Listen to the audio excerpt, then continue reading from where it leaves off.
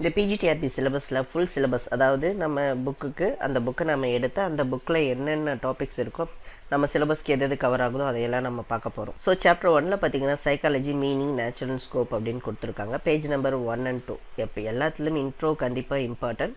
So அதனால் chapter 1 பார்த்தீங்கன்னா கம்ப்ளீட்டாக இன்ட்ரோடக்ஷனாக இருக்கிறனால இன்ட்ரோடக்ஷன்லேருந்து நிறைய கேள்விகள் கேட்குறாங்க. இந்த டெட் ஆகட்டும், பிஜிடிஆர்பி ஆகட்டும், எல்லாத்துக்குமே கண்டிப்பாக என்ன கேட்குறாங்க, இது கேட்குறாங்க. ஸோ பிஜிடிஆர்பி ஆகட்டும், டெட்டு எல்லாத்துக்கும் பார்த்திங்கன்னா இந்த புக் ரொம்ப இம்பார்ட்டண்ட்டாக பார்க்கப்படுது. ஸோ டெட்டு படிக்கிறவங்க, பிஜிடிஆர்பி படிக்கிறவங்க எல்லாருமே இப்போ கண்டிப்பாக இதை ஃபாலோ பண்ணுங்கள். இந்த புக்கு கண்டிப்பாக தேவைப்படும். ஸோ நம்ம இப்போ இந்த டாப்பிக்கில் எப்படி நம்ம பார்ப்போம் அப்படின்னா, ஒவ்வொரு பேஜ் வைஸாக எடுத்துக்கிட்டு ஒவ்வொரு பேஜ்லேயும் ரொம்ப இம்பார்ட்டண்டான டாபிக்ஸ் எது அப்படிங்கிறத நம்ம அதெல்லாம் அண்டர்லைன் பண்ணி அதுலேருந்து எப்படி கொஷின்ஸ் கேட்பாங்க அப்படிங்கிறத நான் பார்க்க போகிறோம். நீங்கள் முக்கியமான விஷயம், நீங்கள் இந்த வீடியோ பார்க்குறதுக்கு முன்னாடி ஒரு பேனா நோட்டோட நம்ம கிளாஸில் உட்காந்திங்கன்னா பெட்டராக இருக்கும். ஏன்னா எல்லாமே டெக்ஸ்ட்டாக கொடுப்பேன் அப்படின்னு சொல்ல முடியாது. வாய்ஸ் ஓவரில் நிறைய கொஷின்ஸ் கொடுக்கலாம். ஸோ நீங்கள் எந்த அளவுக்கு இந்த பொறுமையாக இந்த வீடியோ ஃபுல்லாக பார்க்குறீங்களோ அந்த அளவுக்கு தான் உங்களுக்கு எல்லா விஷயமும் உங்களை சேரும். ஏன்னா இந்த வீடியோ நீங்கள் ஃபுல்லாக பார்த்தீங்கன்னா மட்டும்தான் நீங்கள் நிறைய நோட்ஸ் எடுக்க முடியும். ஸ்கிப் பண்ணியோ இல்லை ஓட்டியோ பார்த்தீங்கன்னா வேலைக்கே ஆகாது. ஸோ கண்டிப்பாக நீங்கள் முழுசாக பார்க்கணும். செகண்ட் திங், கண்டிப்பாக இந்த வீடியோவை ஷேர் பண்ணுங்கள், ஃப்ரெண்ட்ஸுக்கு சப்போர்ட் பண்ணி கொடுங்க. என்ன அப்படின்னு, எனக்கு எந்தளவுக்கு இந்த வீடியோவை ஷேர் பண்ணி சப்ஸ்கிரிப்ஷன் இன்க்ரீஸ் ஆகுதோ அந்தளவுக்கு உங்களுக்கு தேவையான வீடியோஸ், அடுத்தடுத்த videos, PGTRB, chemistry, physics, history அப்படிங்கிற எல்லா டாபிக்ஸ்லேயும் உங்களுக்கு வீடியோஸு, ஹிஸ்ட்ரிஸ், நோட்ஸு எல்லாமே உங்களுக்கு கிடைக்கும். இதை கண்டிப்பாக நீங்கள் ஷேர் பண்ணுங்கள், லைக்ஸ் கொடுங்க, கமெண்ட் பண்ணுங்கள். உங்களுக்கு ஐ ஹோப் யூ நான் உங்களுக்கு தேவையான வீடியோக்களை தினசரி அப்லோட் பண்ணுறதுக்கான வேலைகளை செய்ய ஆரம்பிச்சிடுவோம். ஸோ இப்போ நம்ம வகுப்புக்கு போகலாம். இந்த பேஜ் நம்பர் 1ல் ரொம்ப பெருசாக கொடுக்கல. என்ன சொல்லியிருக்காங்க அப்படின்னா, ஃபஸ்ட் பேஜில் பார்த்து இன்ட்ரோடக்ஷன் கொடுத்துருப்பாங்க. இந்த இன்ட்ரோடக்ஷனில் பார்த்தீங்கன்னா ஆஸ் யூஷுவல் தான், டே டு டே லைஃப்பில் தினசரி வாழ்க்கையில் இப்போ சைக்காலஜியோட இம்பார்ட்டன்ஸ் ரொம்ப அதிகமாக போயிடுச்சு. ஸோ அதை படிக்க வேண்டிய சூழலில் நம்மெல்லாம் இருக்கிறோம் அப்படின்ற மாதிரி ஒரு விஷயத்தை கொடுத்துருப்பாங்க. ஆஸ் யூஸ்வல் நம்ம பிஎட்டில் படிக்கிறப்ப அந்த இன்ட்ரோடக்ஷன், சேம் இன்ட்ரோடக்ஷன். அந்த இன்ட்ரோடக்ஷன் முடிஞ்ச உடனே தான் நமக்கு தேவையான விஷயம் ஸ்டார்ட் ஆகுது. இந்த சைக்காலஜி ஆரம்ப காலத்தில் எப்படியெல்லாம் அதை டீல் பண்ணாங்க, எதையெல்லாம் சார்ந்து அந்த சைக்காலஜி அப்படிங்கிற வார்த்தைகள் இருந்தது அப்படிங்கிறத பார்க்குறாங்க.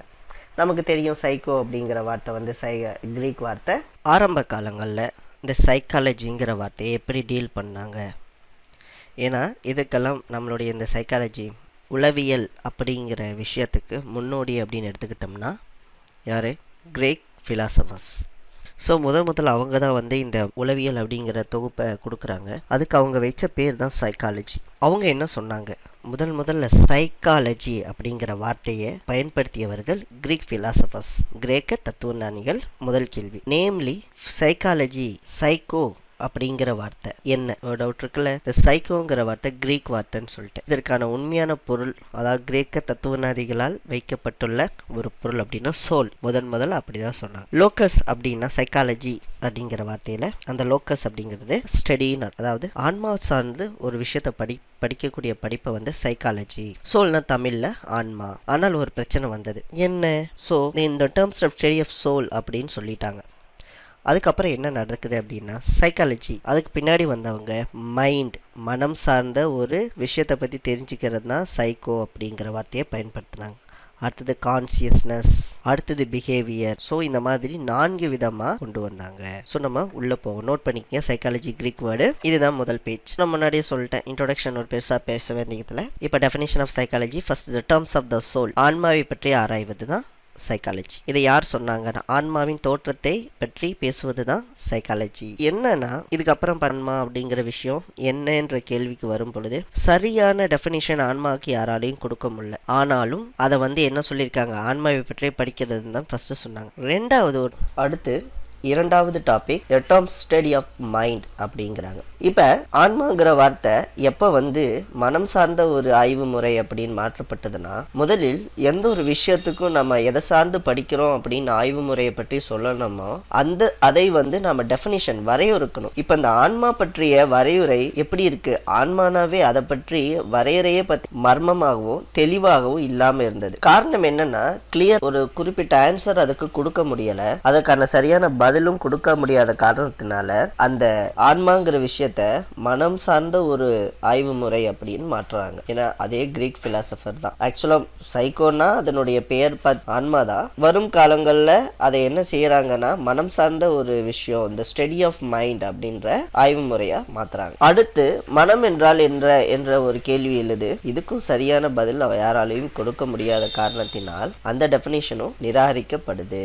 மூன்றாவது சோல், ஆன்மா, மைண்ட், மனம், இந்த இரண்டு விடயங்களுக்குமே அவங்களால என்ன செய்ய முடியல, சரியான வரையறை தர முடியாத காரணத்தினால் அதர் சூட்டபிள் டெஃபினிஷன்ஸ்க்கு போறாங்க. அப்படி உருவானதுதான் கான்சியஸ்னஸ், நினைவு மனம் அப்படின்னு கூட சொல்லலாம் தமிழ்ல. இந்த கான்சியஸ்னஸ், ஸ்டடி ஆஃப் கான்சியஸ்னஸ், அதாவது நீங்க எந்த அளவு கான்சியஸா ஒரு டைம் ஒரு ஒர்க்கை பண்றீங்க அப்படிங்கறத வச்சு நான் சைக்காலஜியை நான் கெஸ் பண்ண முடியும். ஸ்டடி, ஒரு மனிதனுடைய நினைவின் நிலை. சரியான தமிழ் டிரான்ஸ்லேஷனை காட்டிலும் இங்கிலீஷ்ல தெரிஞ்சுக்கிங்க கான்சியஸ்னஸ். இந்த அதாவது இந்த நம்பர் பேஜ் 2ல கொஞ்சம் இம்பார்ட்டன்டான விஷயம், 2 விஷயம் கொடுத்துருக்காங்க. அதில் முதல் நம்ம பார்க்கறது வந்து வில்லியம் ஜேம்ஸ் அப்படிங்கிறவர் பற்றி. இவர் என்ன பண்ணுறாரு அப்படின்னா ஒரு புக் எழுதுறாரு, த பிரின்சிபல் ஆஃப் சைக்காலஜி.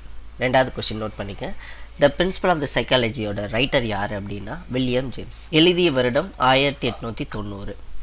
அதில் அவர் என்ன செய்கிறாருன்னா இந்த கான்சியஸ்னஸ்ன்ற டாபிக் எடுத்துக்கிட்டு அதனுடைய டெஃபினேஷனாக தான் சைக்காலஜியாக பார்க்குறாரு. ஸோ அதுக்காக தான் அவர் ஒரு விஷயம் கொடுக்குறாரு, the description and explanation of state of consciousness as a such அப்படிங்கிறார். 3வது கேள்வி நோட் பண்ணிக்கங்க.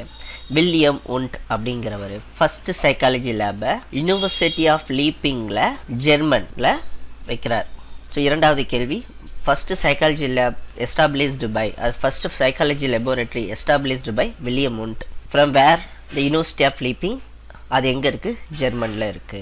2வது கொஸ்டின், அவரோட சீடர் அப்படின்னு சொல்லலாம், அவரோட ஸ்டூடெண்ட்னு சொல்லலாம், அவர் தான் டீச்சர். இவர் என்ன பண்றாருன்னா த சயின்ஸ் ஆஃப் கான்சியஸ்னஸ் அப்படின்னு இந்த சைக்காலஜிக்கு டெஃபினேஷன் தராரு. மொத்தம் எத்தனை கேள்வி, 4 கேள்வி. First William Jones, the principle of psychology, author யாரு, வில்லியம் ஜோன்ஸ். 2வது கொஸ்டின், வருடம் 1890. The first laboratory psychology lab established by which university நான் லீப்பிங், யாருன்னா உண்டு, அவரோட ஸ்டூடெண்ட் டீச்சர். வில்லியம் உண்டோட ஸ்டூடெண்ட் ஸ்டிஞ்சர்னு சொல்லலாம், டிசைபிள் அப்படிங்கிறாங்க, அவர் தாங்க. அடுத்தது இன்னொரு கேள்வி, இன்னொரு வகையில் கேள்வி கேட்கணும்னா ஸ்டடி ஆஃப் கான்சியஸ்னஸ் பற்றி பேசினவங்க 2 பேர், William James and teacher. So 2ஐயும் நோட் பண்ணி வச்சுக்கோங்க. ஸோ அவ்வளோதான். அதுக்கப்புறம் இந்த விஷயத்த கொடுத்துருக்காங்க, இந்த கான்சியஸ்னஸ் அப்படிங்கிற விஷயத்தையும் ரிஜெக்ட் பண்ணுறாங்க. இது என்னன்னா ஆழ்மனம் மற்றும் நனவெளி செயல்பாடுகளை பற்றி இது பேசாததன் காரணமாக இது மிக குறுகிய வரம்பை கொண்டுள்ளது. அதாவது சப்கான்சியஸ் மைண்டு, அன்கான்சியஸ் ஆக்டிவிட்டியை பற்றி இது பேசலை. அவங்க கான்சியஸ்னஸ்ன்னு சொல்லிட்டாங்க. இப்போ நான் கான்சியஸாக ஒரு ஒர்க்கு பண்ணும் பொழுது நான் எந்த வகையிலையும் தப்பு பண்ணுவேன்னு சொல்ல முடியாது. பட் என்னோட ஆட்டிடியூட் அங்கே ரிஃப்ளெக்ட் ஆகும். கேள்வி இதுலேருந்து வரலாம். இப்போ நான் ஒரு ஒர்க்கை கான்சியஸாக பண்ணுறதுக்கும் அன்கான்சியஸாக பண்ணுறதுக்கும் வித்தியாசம் இருக்குது. அன்கான்சியஸாக பார்த்தீங்கன்னா அனிச்சையாக அந்த வேலையை எனக்குள்ள, இப்போ எக்ஸாம்பிள் பார்த்தீங்கன்னா நீங்கள் ஏதோ ஒரு விஷயம் ஈஸு டீக்கெல்லாம் நீங்கள் கான்சியஸே இல்லாமல் உங்கள் கைப்பாட்டுக்கு எழுதும், அது அன்கான்சியஸ் ஆக்டிவிட்டீஸ். ஈஸு டி வாசு இதுக்கெல்லாம் நீங்கள் என்ன பண்ண தேவையில்லை, ஸ்ரத்தை எடுத்து WAS அப்படின்னு எழுத தேவையில்லை. அதெல்லாம் அன்கான்சியஸ் ஆக்டிவிட்டியில் தான் வரும் எழுதும் பொழுதே. ஸோ சப்கான்சியஸ் அப்படின்னா உள்மனம், ஆழ்மனம் பொறுத்த வரைக்கும் அதை பற்றிய டீட்டெயில் இது கொடுக்கல. அதனால் இதை என்ன செஞ்சிட்டாங்கன்னா ரெஜெக்ட் பண்ணுறதுக்கான காரணமாக எடுத்துக்கிட்டாங்க. கேள்விகள் கேட்கலாம், பின்வரும் எந்த காரணத்தினால் ஸ்டடி ஆஃப் கான்சியஸை ரிஜெக்ட் செய்யப்பட்டது அப்படின்னு சொல்லலாம். ஃபஸ்ட்டு சப்கான்சியஸ் அன்கான்சியஸ் ஆக்டிவிட்டியை இது எடுத்துக்கல. அடுத்தது it entirely subjective. Introspection method is study of the conscious activity of the mind as was unscientific method. So கேள்வி கேட்கலாம், என்ன ப்ராசஸ் பேர் இது கண்டுபிடிச்சது, இதுக்கு என்ன process method, introspection. So introspection இந்த வார்த்தை நல்லது, இந்த மெத்தடை பயன்படுத்துது consciousness, study of conscious. So note பண்ணி வச்சு. ஏன்னா அப்படின்னா என்ன, சுயபரிசோதனை, நானே என்னை பரிசோதனை பண்ணிக்கிறது, நானே நான் புத்திசாலி, நானே நான் முட்டாள் அப்படின்னு சொல்லிட்டு என்னையே நானே பரிசோதனை பண்ணிக்கிறது அப்படிங்கிறது ஒரு நல்ல விஷயமே கிடையாது. அது நான் என்னை பற்றி நானே எனக்கு அறிவு கம்மின்னு சொல்ல மாட்டேன். ஸோ இந்த மெத்தட் பார்த்தீங்கன்னா உங்களுக்கு என்ன வருது, அடுத்தது இந்த அனிமல்ஸை இன்க்ளூட் பண்ணலை. நல்லா நம்ம இதுக்கு பின்னாடி வரவங்க பிஹேவியரில் இன்க்ளூட் பண்ணுவாங்க, ஸ்டடி ஆஃப் பிஹேவியரில் இன்க்ளூட் பண்ணுவாங்க. அடுத்த டாபிக் போகும், சரிங்களா? சரி, இப்போ சுய பரிசோதனை முறை இது சயின்டிஃபிக் மெத்தட் கிடையாது. இரண்டாவது சப்கான்ஷியஸ் அன்கான்ஷியஸ் ஆக்டிவிட்டீஸை இது கணக்கில் எடுத்துக்கல. மூணாவது அனிமல்ஸோட கான்சியஸ்னஸையும் அவங்க எடுத்துக்கல, விலங்குகளின் நினைவு நிலையும் அவங்க ஆராயலை, இதில் சேர்க்கலை அவங்க. ஸோ ஓகே, இந்த வீடியோ பார்க்குற தோழர்கள் தோழிகள் அனைவரும் சப்ஸ்கிரைப் பண்ணிட்டு பாருங்கள். வீடியோ பிடிச்சிருந்தா லைக் பண்ணுங்கள். உங்களுக்கான ஏதாவது டவுட்ஸ் எதாவது இருந்ததுன்னா கமெண்ட் பண்ணுங்கள், உங்களுக்கு நான் உடனே ரிப்ளை பண்ணுறேன். முக்கியமாக சப்ஸ்கிரிப்ஷனும் இதுக்கு வியூஸும் அதிகமாக வரதான் உங்களுக்கு அடுத்தடுத்த வீடியோஸு நிறையா வரும். ஓகேங்களா? ஓகே, ஒரு நாளைக்கு மினிமம் ஒரு 50 பேஜ் முடிக்கிற மாதிரி பார்த்துக்கலாம். பட் நீங்கள் இதுக்கு கொடுக்குற எஃபர்ட் தான் எனக்கு எந்த வகையிலையும் பயனுள்ளதாக இருக்கும். நன்றி, வணக்கம். அடுத்த வீடியோவில் பார்க்கலாம்.